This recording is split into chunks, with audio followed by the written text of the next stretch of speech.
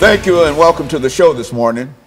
The topic this morning is the psychological interpretation of the election of 2016. And we have to talk about a psychological interpretation of the election of 2016, Dr. CPoe. And of course, Dr. Poe, let me welcome you to the show and to have you to give us some information in reference to your background, your education, and some of your experiences.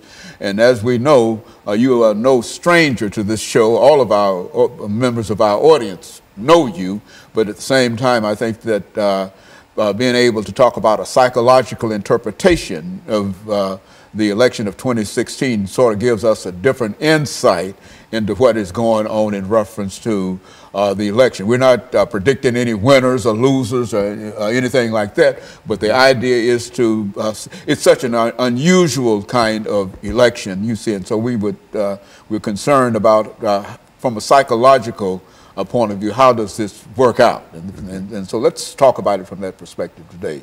Okay. I first came to Nashville in 1956 to attend Tennessee State University.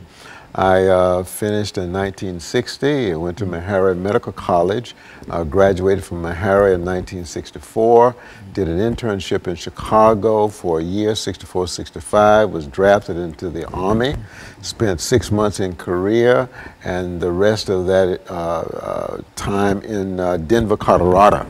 And I eventually came back to Nashville in 1976 after doing a residency in psychiatry in California, Berkeley, California, between 1967 and 1970. Mm-hmm. And so in a real sense, you are prepared in a real sense in terms of being able to understand the workings of the mind and certain things that are associated with it to talk about the election of 2016. Let's do it from your perspective. Okay. Well, I've made some efforts to understand human behavior, and I'm still a student when it comes to human behavior. I'm also an assistant pastor of a church in Laverne, Tennessee, called Christ Miracle Chapel. Most of the members are from Africa, primarily Nigeria, 5 other countries in Africa, Haiti, and the U.S. We're a non-denominational fellowship. But anyway, in terms of the election, I'm really taken aback. I'm not quite sure I understand why there's so much hostility towards Secretary Clinton. Based on her history, she's been very careful to reach out to help children. She's also done quite a bit to help women. She also tried to develop she pushed for medical care for quite a few people. And so it's difficult for me to understand why there's so much hostility towards her. Of course, now she acknowledges that it was an unwise decision that she used her browser to receive information, some of which might have been classified.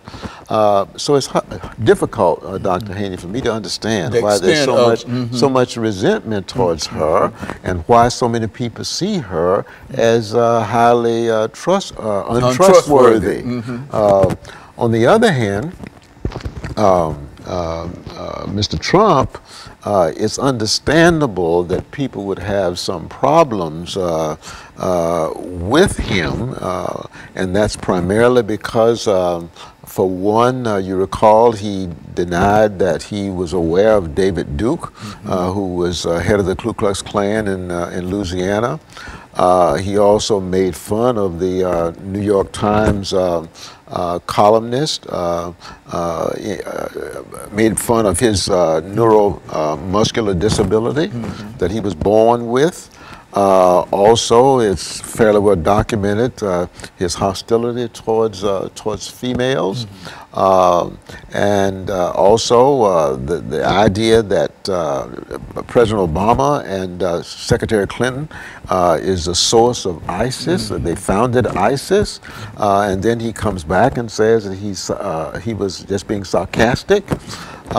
it's very difficult to understand where he would be coming from. But I do have a perspective on where he may be coming from.